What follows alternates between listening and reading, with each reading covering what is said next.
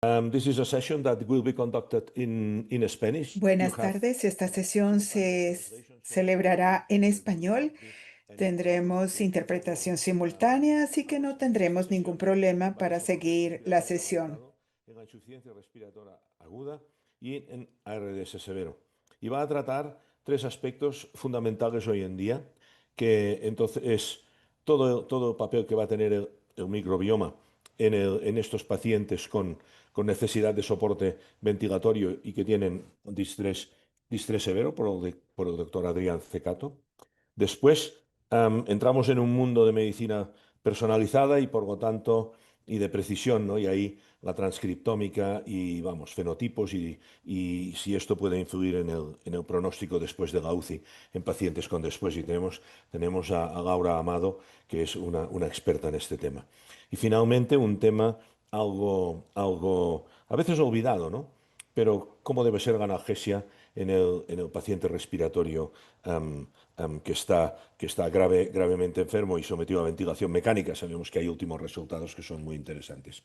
Las charlas van a durar unos 15 minutos y después tendremos preguntas de la audiencia o de mí mismo como moderador de la misma. Por lo tanto, muchas gracias primero a los organizadores por este magnífico non-profit free de inscripción meeting, porque toca temas varios que pueden llegar a toda la gente interesada, profesionales de todo el mundo. Y damos paso al a Adrián Cecato, que nos va a hablar de la necesidad de soporte ventilatorio en pacientes con distrés severo y cómo esto tiene, vamos, la influencia del microbioma y cómo el lenguaje cruzado con el microbioma del huésped. Adrián, cuando quieras, tu turno. Muchas gracias, Luis. Voy a compartir la pantalla. Muchas gracias por la introducción.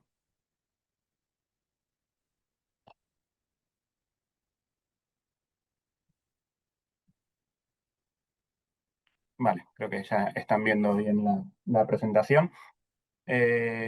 Como les dije, muchas gracias a la organización también por la invitación y por poder estar participando de este evento, que al ser gratuito y de impacto mundial creo que es muy importante y que se viene realizando desde ya muchos años y que permite a todo el mundo poder acceder a nuevas charlas, nuevos conocimientos.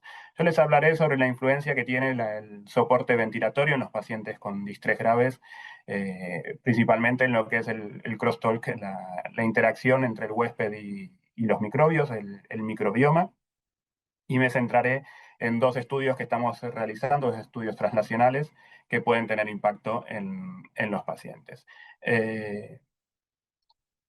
No tengo conflictos de interés, estos son los fundings de los estudios que estamos realizando.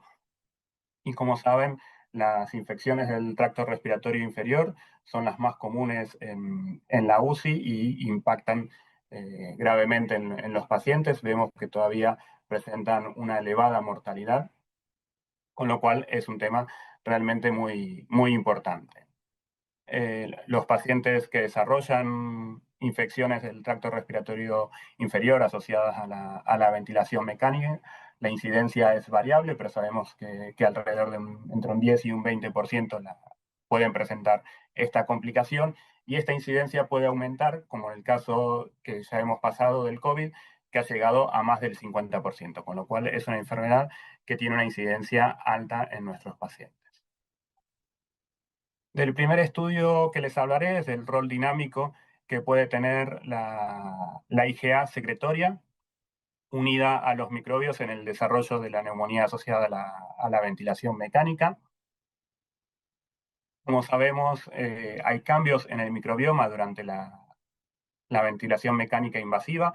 Esto está causado por distintos factores. Algunos son factores propios del huésped, como puede ser el sexo, la variabilidad genética, comorbilidades, condiciones como el fumar, condiciones también como el mismo distrés o la inflamación pulmonar, la sepsis que induce inmunosupresión y también la disbiosis que se genera en el aparato digestivo, como también otros factores que son ambientales, que pueden ser mismos del tipo de ventilación mecánica que está recibiendo, como pueden ser altas tensiones de oxígeno, presiones más altas, la disponibilidad de nutrientes, el edema, la acidificación del fluido epitelial y también la promoción del crecimiento bacteriano por moléculas inflamatorias, el uso de antibióticos tanto nebulizados como sistémicos y también la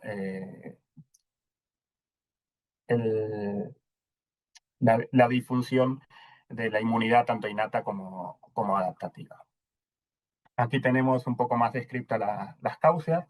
Una de ellas es las microaspiraciones frecuentes que tienen los pacientes intubados, que están en coma o sedados.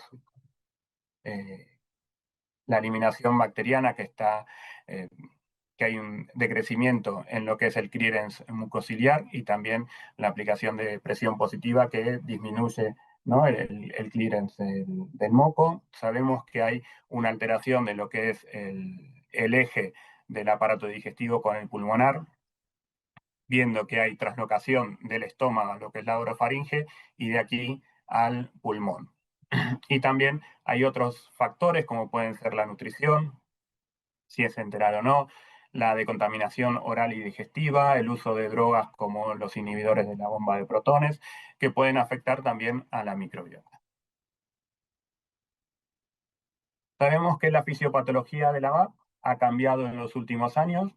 Antiguamente creíamos que la VAP se producía porque intubábamos al paciente y había traslocación de bacterias del aparato digestivo, principalmente del estómago, al pulmón y que esto generaba la neumonía. Hoy sabemos que este proceso es mucho más complejo, que sí hay una traslocación del aparato digestivo, del estómago al pulmón, pero que es una traslocación completa de distintos microbios, que esto afecta al microbioma generando una disbiosis que también puede estar afectado por otras condiciones como es el uso de antibióticos, las microaspiraciones y el cambio en el medio.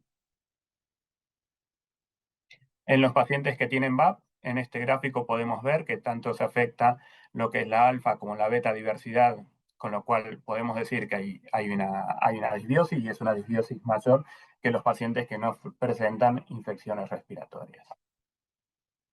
También en el distrés severo podemos observar en este estudio que hay también una importante disbiosis, con lo cual el pronóstico de los pacientes también se puede medir por el grado de disbiosis que tienen estos pacientes.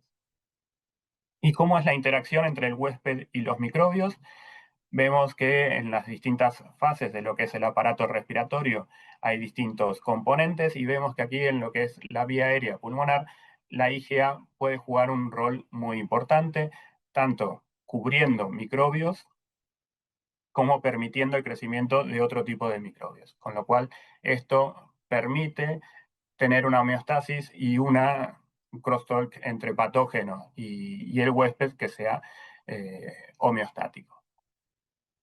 De esto sabemos mucho más de lo que pasa en lo que es la mucosa del intestino, que está mucho más estudiada y es más fácil de estudiar, y sabemos que la IgA tiene un rol muy importante, que las células plasmáticas secretan esta IgA migra a través de lo que son las células epiteliales y cubren en la luz del órgano lo que son las bacterias, principalmente aquellas que son más patogénicas, con lo cual regula la inflamación y también regula el crecimiento de estas bacterias.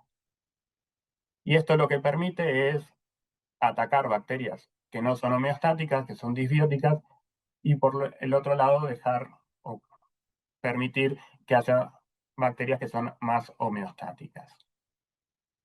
Y esto es lo que nosotros creemos que está desregulado en los pacientes que desarrollan neumonía asociada a la ventilación. Nuestra hipótesis es que aquellos pacientes que desarrollan neumonía tienen menores niveles de IgA secretoria unido al microbiota, que lleva a un medio mucho más, con mayor concentración de agentes inflamatorios, disbiosis, inmunosupresión y un incremento en lo que son las bacterias patogénicas. Nuestros objetivos son, en primer lugar, evaluar cómo es el cambio dinámico de lo que esta IgA secretoria cubriendo las bacterias en el moco, en el aspirado traqueal de los pacientes que reciben ventilación mecánica invasiva y evaluar si estos niveles de IgA secretoria nos permiten hacer un diagnóstico de neumonía asociada a la ventilación mecánica.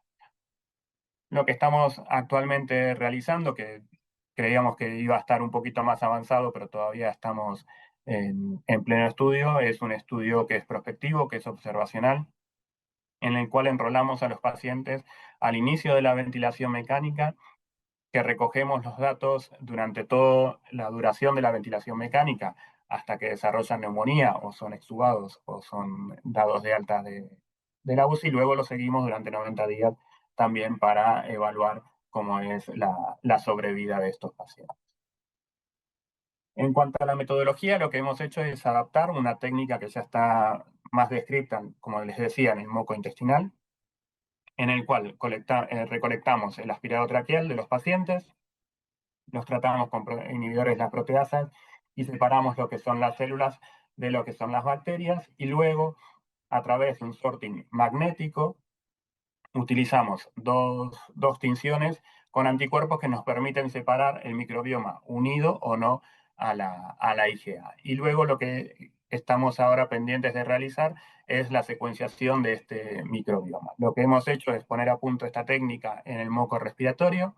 Aquí podemos ver los resultados a través de citometría, en el cual tenemos lo que es la porción nativa, que esto es moco sin teñir y sin haber realizado el sorting.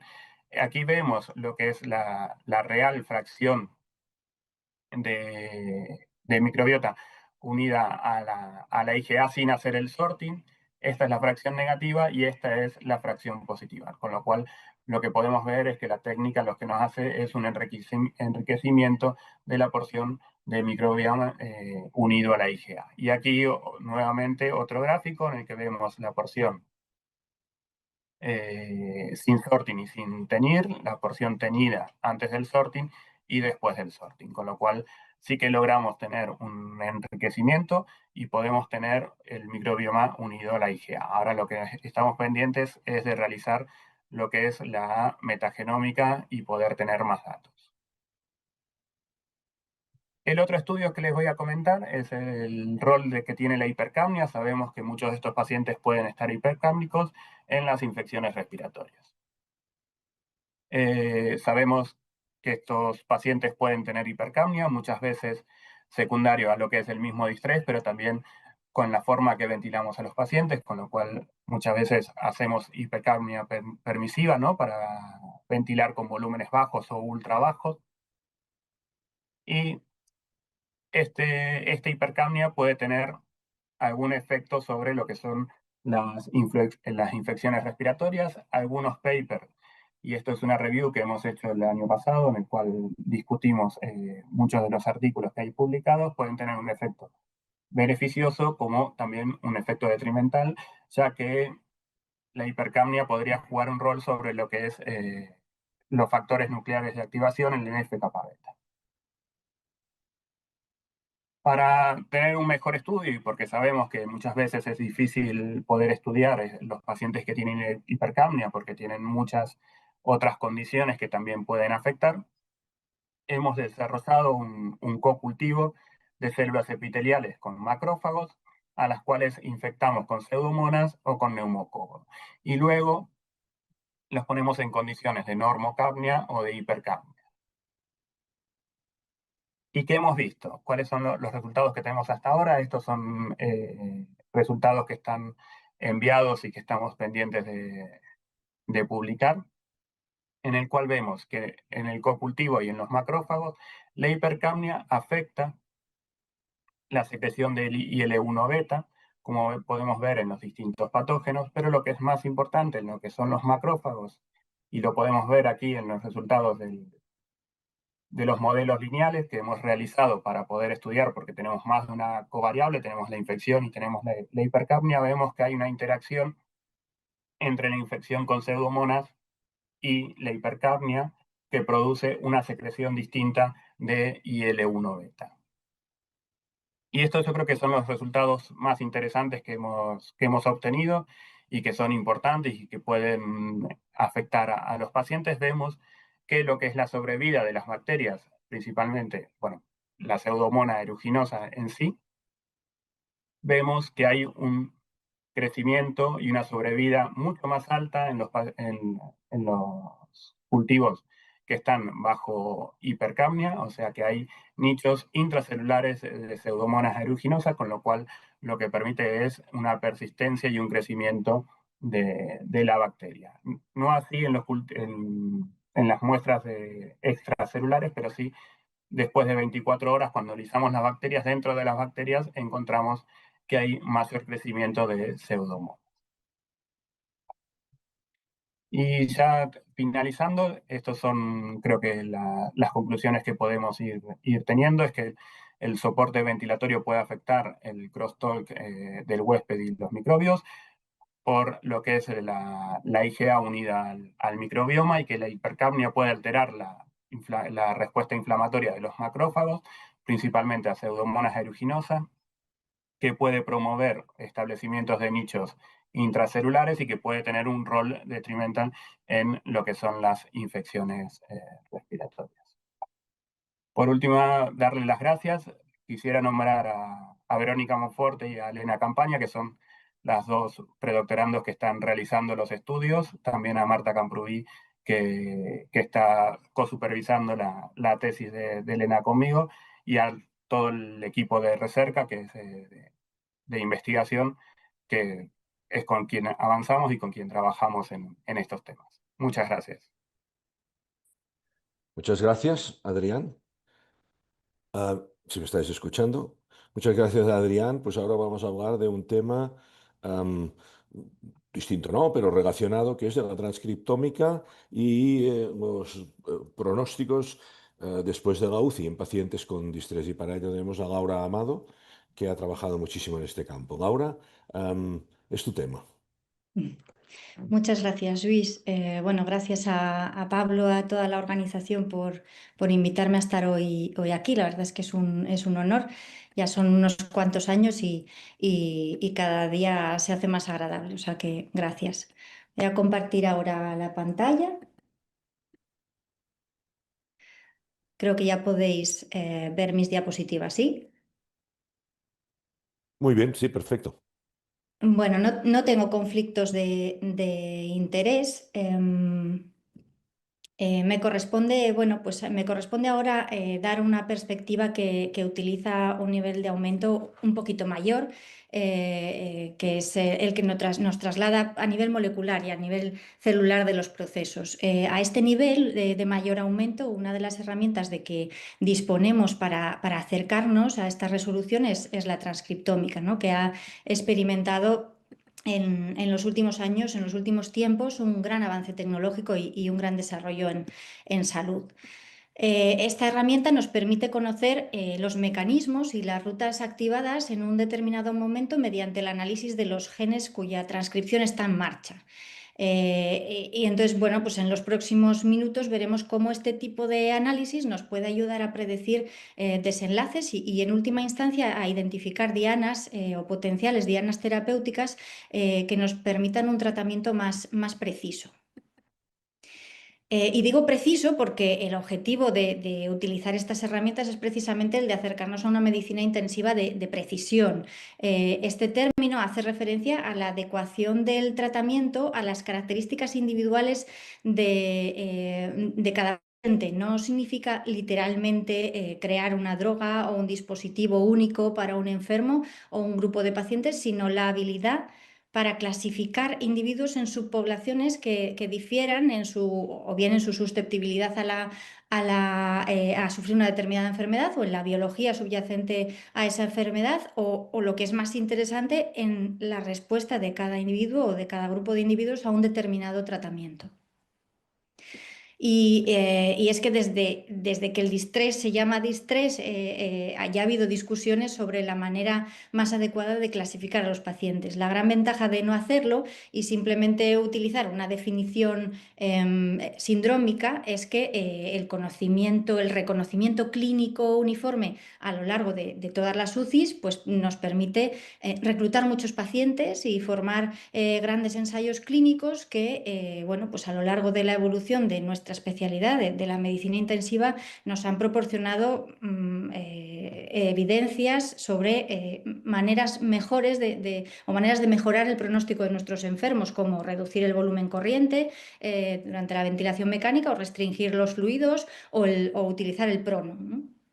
Sin embargo, en las estrategias farmacológicas no hemos tenido tanto éxito para identificar en una población, insisto, no seleccionada de pacientes con distrés, qué tratamientos pueden mejorar esta evolución, ¿no? Y si fuéramos capaces de clasificar a los individuos en subpoblaciones, podríamos concentrar determinadas estrategias terapéuticas o preventivas en aquellos que realmente se benefician de ese tratamiento, ¿no? Ahorrándonos el coste y los posibles efectos adversos derivados de aplicar esa estrategia en pacientes que realmente no van a obtener un beneficio de ella, pues, por ejemplo, en este caso, porque ya van bien, ¿no? Estas estrategias de enriquecimiento nos sirven, por lo tanto, para mejorar la eficiencia de los diseños de los ensayos clínicos y nos permiten seleccionar poblaciones de pacientes que sí que tienen la oportunidad de beneficiarse y, por lo tanto, tenemos la oportunidad de tener un resultado positivo que a lo mejor perderíamos de aplicar ese tratamiento en esa población no seleccionada, ¿no? Estas estrategias de enriquecimiento que incrementan esa eficiencia en los ensayos clínicos podrían servirse de herramientas como este análisis transcriptómico, ¿no? Y de hecho, el uso de estrategias de clasificación mediante herramientas como la transcriptómica es hacia lo que estamos avanzando, ¿no? La evolución histórica del campo de los cuidados intensivos puede ser descrito a lo largo de 3 etapas de desarrollo. En la primera etapa, la ventilación mecánica, la monitorización continua de parámetros fisiológicos se introducen en las unidades de críticos, aumenta el ratio de enfermeras, se estandarizan las prácticas. Se reconoce la medicina intensiva como especialidad y estos avances tecnológicos son los que proporcionan las bases para ir mejorando el entendimiento de la fisiología existente y son los que permiten también salvar vidas que en otro escenario anterior y peor dotados se hubieran perdido. En una segunda etapa surge paralelamente a los avances en el campo de la investigación translacional, que proporcionan un mejor conocimiento de los mecanismos moleculares implicados en la enfermedad, y aquí es donde surgen, bueno, pues se desarrollan sistemas de puntuación cuantitativa, predictivas, aparecen las primeras definiciones estandarizadas de síndromes, como la definición de distrés aquí en el 94, y todo esto permite el desarrollo de estudios clínicos y translacionales rigurosos que, junto con esa mejor organización y esa mejor estructura de que goza ya la UBI y esa multidisciplinariedad, llevan a mejoras tremendas en el pronóstico de los pacientes críticos, ¿no? En los últimos años la evidencia ya empieza a apuntar a que, aunque inicialmente útiles y claves y fundamentales para la investigación y para la práctica clínica tal y como la utilizamos hoy en día, aquellos conceptos clásicos de enfermedad no nos permiten capturar suficientemente la complejidad de la patología crítica, ¿no? De tal manera que esos síndromes comunes a las UCIs se caracterizan por una heterogeneidad clínica y biológica muy importante, ¿no? Así que, de manera que estamos viviendo pues, el comienzo de esa tercera fase que tiene que ser necesariamente más disruptiva que la anterior y que requerirá de esa reconfiguración de los marcos de clasificación existentes hasta ahora, ¿no? Necesitamos herramientas de clasificación que nos permitan capturar esa heterogeneidad biológica de nuestros enfermos y que no nos hablen solo de pronóstico, ¿no? Sino que además nos acerquen a dianas terapéuticas manipulables y que nos permitan cambiar el curso de la enfermedad y no solo saber qué es lo que va a pasar o quién se va a morir con más probabilidades, ¿no? Y es aquí, en esta tercera fase, en este presente que estamos viviendo ya, en el que surge esta posibilidad de aplicar la transcriptómica, ¿no? Que es una técnica mediante la cual todo el RNA de las células, en este caso de sangre completa, si utilizamos una muestra sanguínea, se secuencian mediante técnicas de secuenciación masiva y nos permiten capturar una instantánea de ese perfil de expresión génica que presenta un enfermo en un momento dado en un tejido específico que puede ser, como digo, en la sangre, ¿no? Y esto nos ofrece pues, una ventana privilegiada a los mecanismos moleculares que se están desencadenando en ese momento y a veces también a identificar pues, grupos de pacientes que se comportan de manera diferente ante una misma agresión. Bueno, sabemos que en respuesta a una agresión sistémica, como puede ser una infección, un traumatismo grave o cualquier evento agudo, los distintos compartimentos del sistema inmune y del organismo activan de forma masiva redes de transcripción génica, ¿no? Y estas respuestas son altamente dinámicas en el tiempo, son contexto dependientes y además son muy diferentes entre los individuos. Hay una gran variabilidad individual. La transcriptómica nos permite no solo mirar en este nivel celular y identificando qué vías están activas y qué procesos están activados, sino que nos permite también clasificar a los pacientes no por cómo se ven desde fuera, sino por lo que está pasando a nivel celular.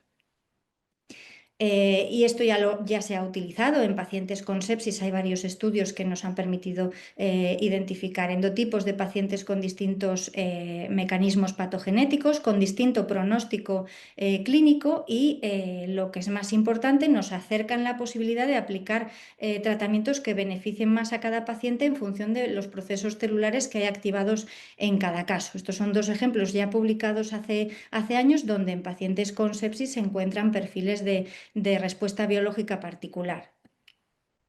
Otro ejemplo de esto lo hemos podido observar en el distrés respiratorio en pacientes, en este caso es una cohorte que reclutamos en nuestro centro de pacientes con COVID grave, en los que el análisis de expresión génica al ingreso en UCI permitió identificar dos subgrupos de pacientes con perfiles biológicos diferentes.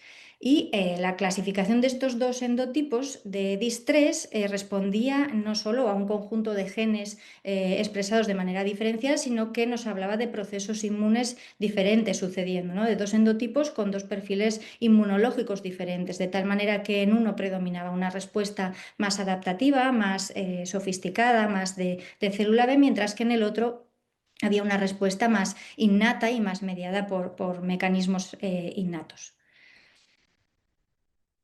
Además, estos dos endotipos mostraban diferente respuesta al tratamiento, en este caso con corticoides, de tal manera que estos fármacos inducían un perfil de expresión génica diferente en función del endotipo del sujeto sobre el que se aplicaba el tratamiento.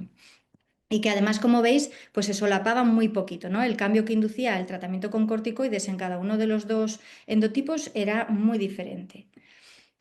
Estos endotipos tienen además diferente evolución intra-UCI, ¿no? De tal manera que el endotipo que veíamos con un perfil más proinflamatorio, de respuesta más innata y menos elaborada, es un endotipo que tiene peores resultados, peor supervivencia en UCI.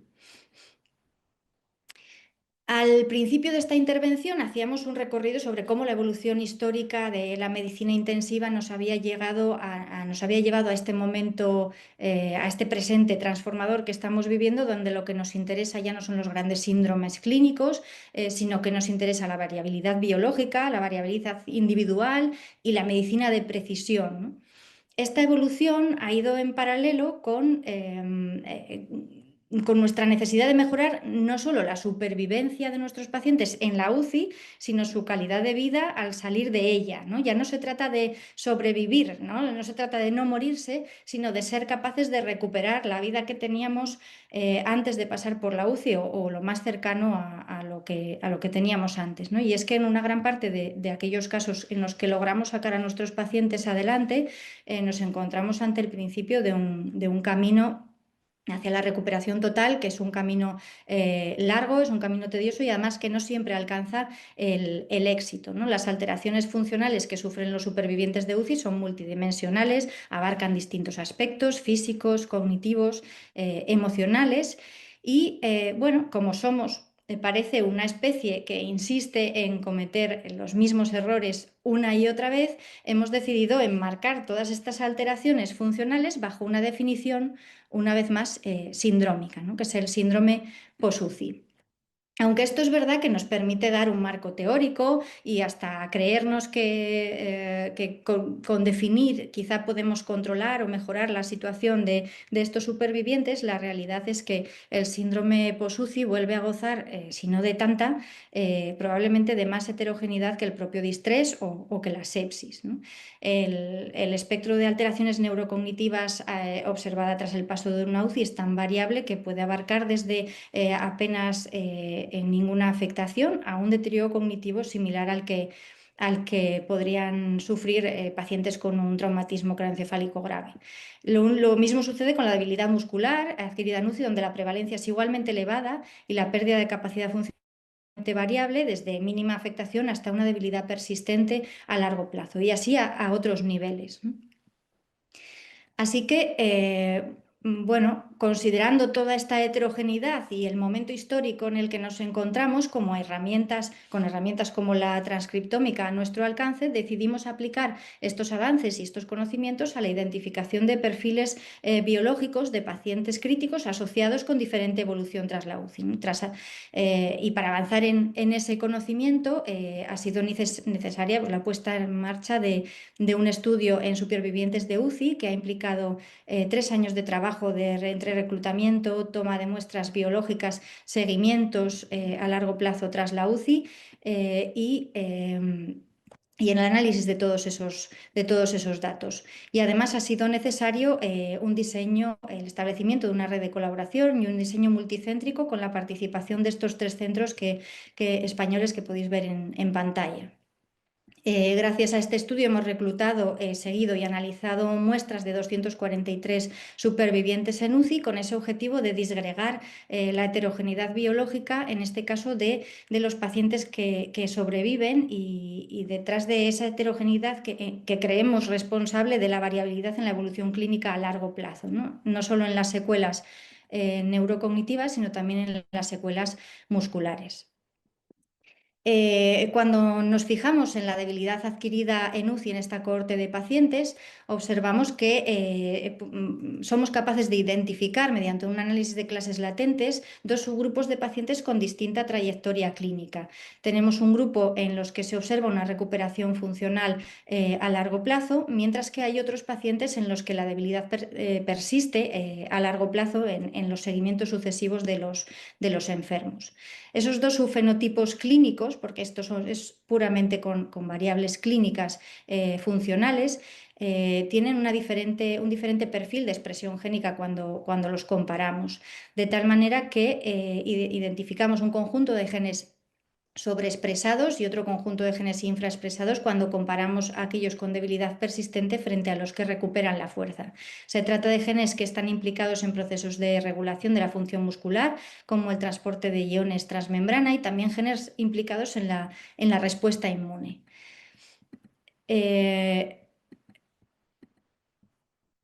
Esta es otra manera de representar los procesos que hay activados en estos pacientes, y hemos dado un paso más allá en este análisis de muestras biológicas. Hasta este momento de la charla nos hemos centrado en datos transcriptómicos obtenidos a partir de sangre completa, aprovechando sobre todo que son muestras accesibles y que nos permiten una obtención rápida a pie de cama del enfermo. Como hemos comentado, aunque esta aproximación no permite estudiar directamente el tejido afecto, sí nos proporciona una visión panorámica de los procesos sistémicos en marcha, particularmente útiles en entidades como el síndrome post-UCI, donde la afectación es multisistémica, ¿no? Sin embargo, uno de los principales retos de la investigación translacional en este campo es avanzar hacia una comprensión a un nivel de resolución un poquito mayor, y para ello en un subgrupo de estos pacientes obtuvimos una muestra de tejido muscular esquelético, concretamente muestras del vasto lateral obtenidas al ingreso en UCI a los 3 y a los 6 meses. En este caso lo que aplicamos fue una tecnología transcriptómica con con un nivel mayor de resolución, que es la secuenciación de ARN de célula única, en la que en lugar de analizar todo el RNA de una mezcla que procede de millones de células, el single cell nos permite descomponer esa señal atribuyendo célula a célula qué perfil de expresión existe ahí, de tal modo que podemos identificar pues, las subpoblaciones celulares específicas y caracterizar también el estado funcional no solo de ese tejido, sino de cada grupo, de cada población celular que hay en él. Aplicando esta aproximación al músculo esquelético de supervivientes de UCI, pudimos no solo describir la diversidad celular presente en el tejido tras la enfermedad crítica, las distintas poblaciones que podemos observar, sino también identificar patrones alterados de expresión génica en poblaciones específicas como las células satélite o como los miocitos esqueléticos o como los fibroblastos intersticiales y comparar los dos fenotipos clínicos. Uno de los resultados más interesantes de estas muestras fue la observación de las interacciones entre poblaciones celulares presentes en cada subfenotipo clínico, ¿no? Entre cada trayectoria clínica durante el seguimiento y entre puntos temporales. De tal manera que en ambos subfenotipos se observan unas interacciones intercelulares al ingreso en UCI que son diferentes de las que observamos a 3 meses en cada uno de esos subgrupos. Así podemos observar cómo en el grupo de debilidad persistente, la subpoblación de miocitos esqueléticos tiene unas interacciones con otras poblaciones como el endotelio vascular o los fibroblastos que no están presentes en el grupo de recuperación funcional, tanto al ingreso como a los 3 meses de seguimiento. Del mismo modo, las células satélite del grupo de recuperación funcional, que son las que están coloreadas aquí de azul, vemos como en el grupo de recuperación funcional a 3 meses establecen interacciones con otras poblaciones como las uniones neuromusculares o alguna población de fibroblastos, mientras que en el grupo de debilidad persistente esa población celular que son las células satélite están presentes pero no tienen interacciones con otros grupos celulares. Y estos resultados nos permiten acercarnos a los procesos celulares que subyacen al desarrollo de la debilidad muscular adquirida en UCI o a la persistencia de esa debilidad y quizás a dianas sobre las que podamos intervenir en un futuro. En cuanto a las secuelas neurocognitivas, pudimos también identificar 2 subfenotipos de pacientes de acuerdo con su evolución clínica, con distintas trayectorias en términos de recuperación de la cognición. Son subfenotipos que difieren con respecto a los de debilidad muscular en que aquellos pacientes que tienen secuelas neurocognitivas en el primer seguimiento las mantienen en el segundo, con muy poquita capacidad de recuperación, mientras en nuestra cohorte, mientras que en aquellos con debilidad muscular, la recuperación sí que se observa a partir del 3er mes y ya hasta el 6º y el año de seguimiento. Al comparar el perfil de expresión génica entre ambos grupos de seguimiento neurocognitivo, entre ambos subfenotipos de secuelas neurocognitivas, observamos también diferencias en un conjunto de genes que aparecían sobreexpresados en uno de los 2 grupos, ya al ingreso en UCI. Estos genes con expresión diferencial entre grupos de pacientes con diferente pronóstico neurocognitivo estaban implicados en la respuesta inmune, en la regulación de la percepción sensitiva, en la señalización emetor, entre otros procesos. Así que, y ya para ir terminando esta presentación, podríamos concluir que de los resultados que van saliendo a analizar nuestros datos existen fenotipos patogenéticos de secuelas a largo plazo en supervivientes de UCI que podrían predecirse al ingreso en UCI mediante transcriptómica en sangre completa. La traslación a la clínica de estos resultados es complejo y es algo que espero y creo que llegará, pero que requiere un proceso largo que que implica pues, la identificación de esas firmas transcriptómicas de un pequeño conjunto de genes y que no tengamos que secuenciar todo el transcriptoma al ingreso en UCI, y requiere de un desarrollo tecnológico que nos permita disponer de dispositivos point of care a pie de cama, ¿no? Para poder calcular, estimar esas firmas y poder efectivamente predecir o clasificar a los pacientes en función de quiénes se benefician de una estrategia o de otra. Y no solo eso, sino que todas estas firmas van a requerir de validaciones prospectivas en diferentes cohortes, más allá de la cohorte de descubrimiento, y, por supuesto, de la integración de todo este proceso en la infraestructura asistencial, que probablemente sea aún más complejo, ¿no?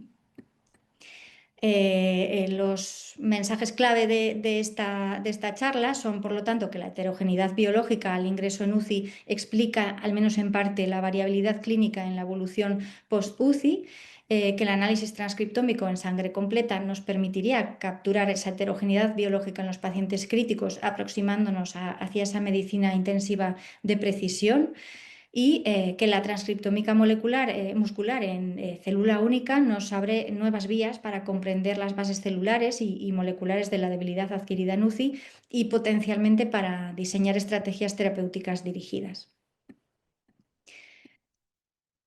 No puedo terminar esta presentación sin agradecer a todo el equipo de personas que han participado en este proyecto, que siguen participando de él. Es un estudio tedioso, como todos los que implican seguimiento a largo plazo, y el esfuerzo dedicado ha sido importante, y son muchos, no caben en una diapositiva, así que son todos los que están, pero no están todos los que son. Y agradecer también a las instituciones que han permitido el desarrollo de este proyecto, y, por supuesto, a las personas que organizan este tipo de eventos, como en el que estamos hoy, que nos permite dar difusión a los resultados. Muchas gracias.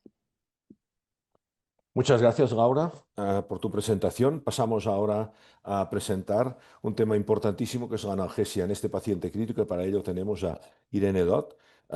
Buenas tardes, Irene, ¿qué tal? Bienvenida. Y te doy paso inmediatamente ya. Hola, buenas tardes. Voy a compartir la pantalla. A ver.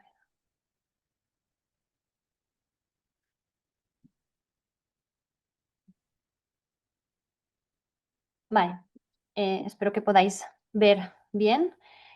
Bueno, primero de todo, muchas gracias por invitarme a este día que ya lleváis muchos años, y muchas gracias por invitarme.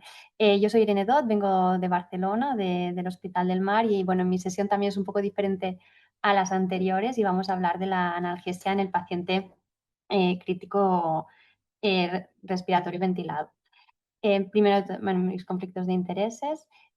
Como sabéis, el dolor es una experiencia, al final, una experiencia personal que se ve influida tanto por la situación física del momento, como por antecedentes, como por emociones y experiencias físicas, y por suerte la definición evoluciona con los años. La última definición es del 2020 y cada vez intenta ser más englobadora. El paciente en UCI es uno de los pacientes que, por desgracia, puede presentar dolor con más frecuencia. Viene derivado una parte del dolor por experiencia, por factores psicológicos, demográficos y asociados a la propia enfermedad aguda, que esto no podemos modificar, pero que sí que hay situaciones que podemos modificar en nuestro día a día que permiten controlar este dolor y mejorar la experiencia del paciente. En el día a día de la UCI, uno de los el origen más prevalente del dolor es el relacionado con los procedimientos que utilizamos. ¿Qué procedimiento en realidad causa más dolor o menos? Esto se ha estudiado, y en realidad todos los procedimientos, si os fijáis en la lista que tenemos aquí, todos los procedimientos que utilizamos en nuestro día a día con los pacientes ventilados causarán dolor. De manera que el paciente puede tener un dolor de base que estemos tratando, pero que al realizar cualquiera de estos procedimientos este dolor puede aumentar. Por eso es importante valorar no solo el dolor que el paciente tiene en una situación basal, sino cuando antes de hacer un procedimiento y después de poner un tratamiento y acabar el procedimiento. ¿Y por qué hay que tratar este dolor? Ya sabéis que el dolor tiene muchas consecuencias y tiene consecuencias a nivel psicológico, tanto en el momento del ingreso y como en el futuro, tanto alteraciones fisiológicas derivadas sobre todo del eje cortisol, y a nivel psicológico de la reacción que tiene el enfermo ante su situación. Esto puede modificar la evolución de los pacientes que tenemos ingresados en la UCI y aumentar el síndrome de PICS. ¿Vale? Con lo cual, el tratamiento del dolor es uno de los puntales para evitar este síndrome. De hecho, en las bundles la corresponde, ¿no?, a la detección y a la prevención y al tratamiento del dolor, y esto es lo que debemos hacer concienzudamente. El manejo del dolor, como hemos dicho, pasa por estos 3 puntos cardinales, con una correcta detección, un correcto tratamiento y una correcta monitorización de este tratamiento. ¿Cómo detectamos el dolor? Pues ya sabéis que en la UCI tenemos muchos retos, ¿no? Y uno de ellos deriva sobre todo del estado de conciencia de nuestros pacientes que tienen alteración del nivel de conciencia o pacientes sedados van a tener barreras de comunicación que impedirán una correcta valoración del dolor. Pero si no tenemos protocolos y no tenemos protocolizado cuándo y cómo hay que valorar el dolor, por mucha comunicación que tenga el paciente, también será un reto importante, con lo cual la presencia de protocolos es muy, muy importante para detectar el dolor. ¿Qué herramientas utilizamos? Pues depende, ¿no? En pacientes colaboradores disponemos de herramientas más visuales, que son de más fácil, entre comillas, utilización, y en los pacientes no colaboradores disponemos de varias herramientas. Estas 3 primeras, sobre todo la SCID a nivel español, que es la única que está validada en español, y si no, tenemos en inglés las 2 otras. Estas 3 primeras son conductuales, entonces hay que pasar las escalas en estos pacientes. Y si no, tenemos el NOL, el ANI o la pupilometría, que nos dan valores más objetivos de dolor. ¿Y cómo tratamos? Una vez hemos detectado este dolor y lo hemos clasificado entre leve, moderado, severo, ¿cómo tratamos este dolor? El tratamiento del dolor pasa por un tratamiento multimodal. Esto es muy importante. No solo vamos a poner un fármaco, sino que es importante escoger el momento, qué fármaco y en combinación con qué otros fármacos. La estrategia de analgesia first, que significa priorizar el control del dolor antes de empezar la sedación. Esto implica que en los pacientes que vamos a utilizar la ventilación mecánica, la utilización el tratamiento del dolor antes de empezar la sedación, esto nos permitirá mejorar el confort de estos pacientes y disminuir la sensación de ansiedad, y esto en algunos pacientes permitirá usar menos sedación e incluso disminuir los días de ventilación mecánica. Y no solo eso, sino que utilizar una analgesia multimodal para atacar diferentes puntos de la nocicepción. De manera que utilizaremos no solo fármacos opioides, sino que también existen fármacos no opioides y, por supuesto, también intervenciones no farmacológicas que pueden ayudar a mejorar el confort y a disminuir el estrés de nuestros pacientes. O sea que no solo es tratar con un fármaco, sino que es una estrategia multimodal y global.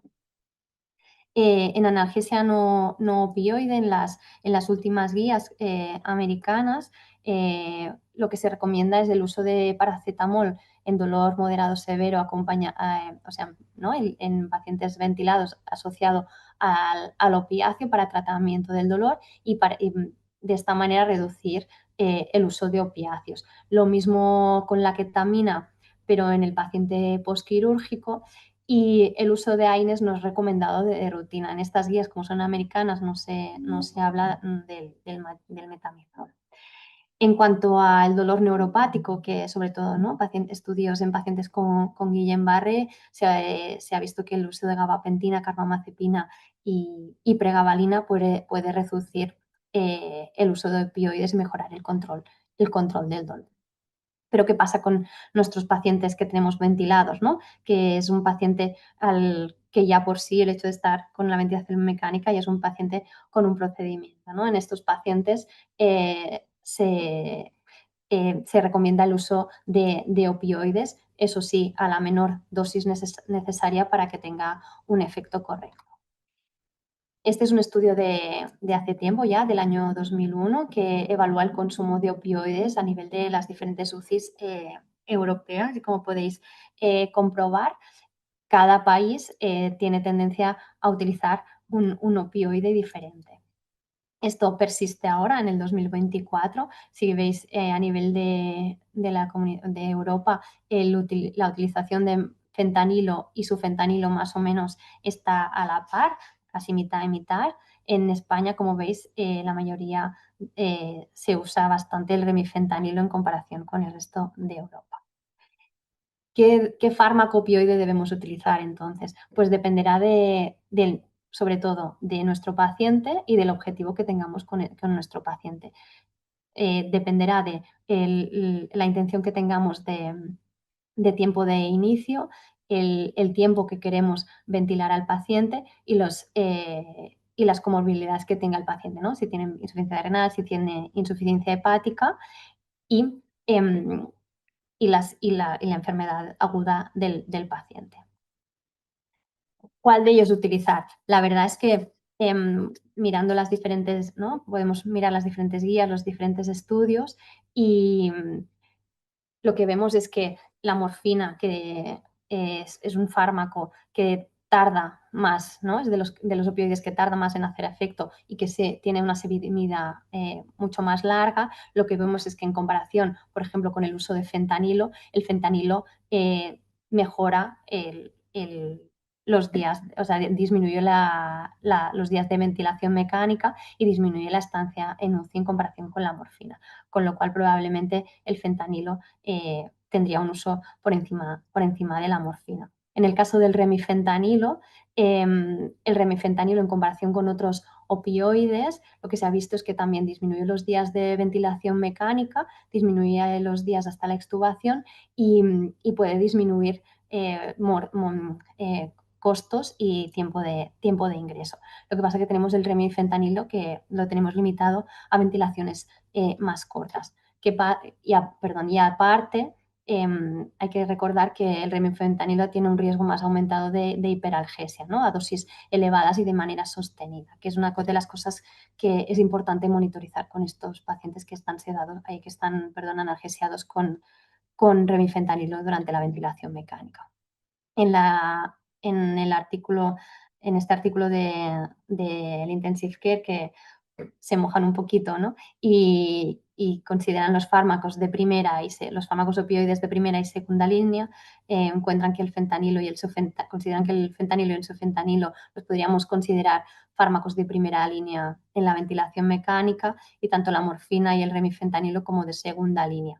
Probablemente por lo que os comento del remifentanilo, por la limitación de su uso, de días de uso, en el caso de la morfina, sobre todo por el inicio más lento, la semivida más larga y que al final aumenta los días de ventilación mecánica y su acúmulo de metabolitos en la insuficiencia renal, que por desgracia nuestros pacientes, muchos de ellos la tienen.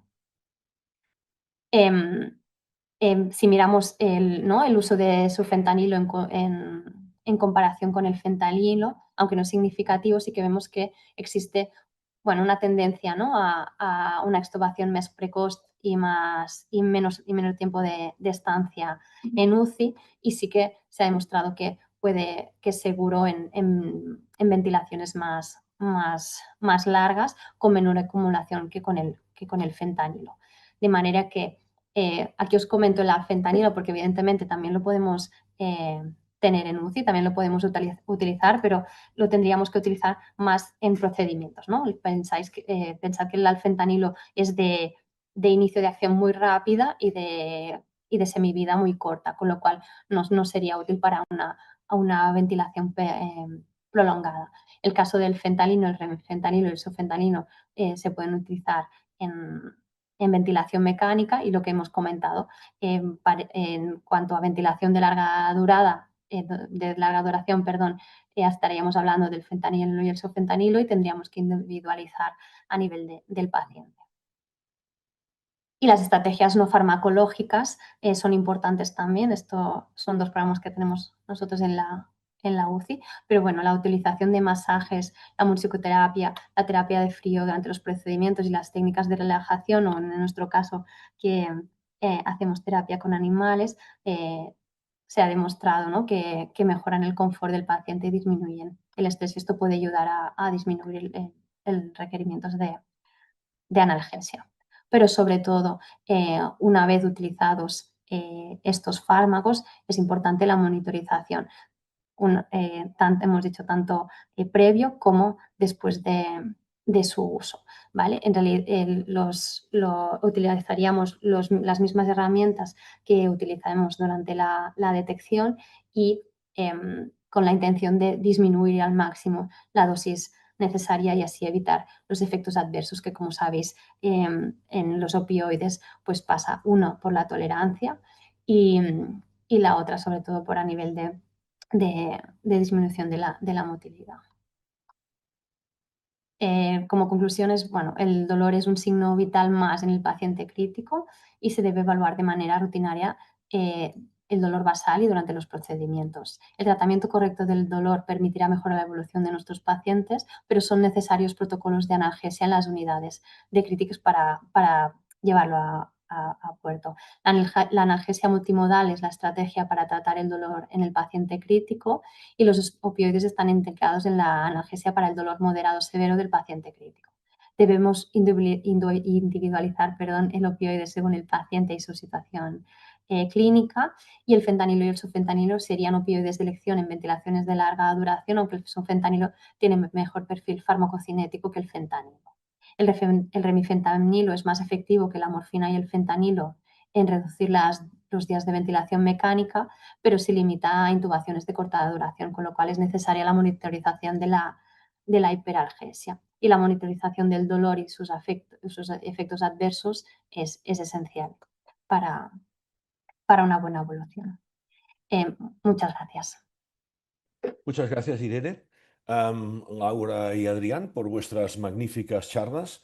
Tenemos exactamente 8 minutos para cuestiones, para preguntas. Y yo voy a empezar con las de la audiencia, que las estoy viendo aquí. Y hay dos para ti, Laura, pero bueno, yo después tendré también para Irene y Adrián. La primera es un tema de costos. De acuerdo, ¿no? Nos dice cuál es el costo de sumar todo este equipo de trabajo en esta clasificación de pacientes y esta inversión y todo esto, ¿cómo lo vamos a hacer? ¿Cómo lo compensamos? Una pregunta muy de gestión, pero muy interesante. Adelante, Laura. Bueno, muchas gracias por la pregunta. Desde luego muy interesante y muy pertinente. A ver, la incorporación de este tipo de equipos no está implementado, así que aún no sabemos, no tenemos experiencia en esto, pero bueno, dependerá mucho del nivel de complejidad que cada hospital implemente, ¿no? Y yo entiendo que estas tecnologías, si se integran en flujos de trabajo clínicos bien diseñados, el retorno no es inmediato, pero sí es progresivo desde mi punto de vista, ¿no? Y pongo un ejemplo. Si yo tengo una firma transcriptómica que me identifica un paciente con un perfil proinflamatorio y tengo fármacos inmunomoduladores que tienen un coste muy elevado, pues en lugar de ponérselos a todos los pacientes, se lo voy a poner solo a unos pocos, ¿no? No va a ser un retorno, como digo, inmediato, porque además la inversión inicial es grande, tanto en el desarrollo tecnológico como en el conocimiento que hay detrás, el conocimiento científico, pero bueno, yo creo que es una medida que es la dirección en la que vamos, que no solo debería ser viable, sino que es necesaria y que necesitamos ese cambio de paradigma para empezar a mejorar el pronóstico de nuestros enfermos, porque si no, nos vamos a seguir quedando con las mismas cifras de mortalidad, ¿no? No sé si contesta a la pregunta, yo creo que es un poco ambigua porque yo creo que no lo sabemos. Y la respuesta es que realmente no sabemos cuánto cuesta, ¿no? Pero yo creo que merece la pena. Muy bien, la segunda es, ¿cómo puede influir la rehabilitación física, y yo le voy a añadir a la pregunta del oyente, la rehabilitación física y la cognitiva, en todo lo que tú nos has explicado de estos dos fenotipos, que a veces algunos han encontrado más de lo que es el PICS a los 12 meses. Porque ese es un tema crucial. Podemos tener el point of care, pero después podemos nosotros, no sé, el ambiente, lo que hacemos, modificar esto. Carlos. Claro, en nuestra corte no hemos podido analizar el impacto que tiene la intervención de rehabilitación sobre el perfil de expresión génica, porque era un dato que a priori no estaba recogido. También es verdad que cuando empezamos este estudio estábamos en plena pandemia y la rehabilitación era entre o ninguna, porque no había capacidad y era muy variable a lo largo de toda la población, y entonces no es una variable que hayamos podido medir. Pero seguro que es interesante hacerlo. Yo creo que si hay una intervención que va a poder modificar el curso de la enfermedad, va a tener que ser necesariamente una intervención que afecte a nivel de la respuesta sistémica del paciente al inicio, ¿no?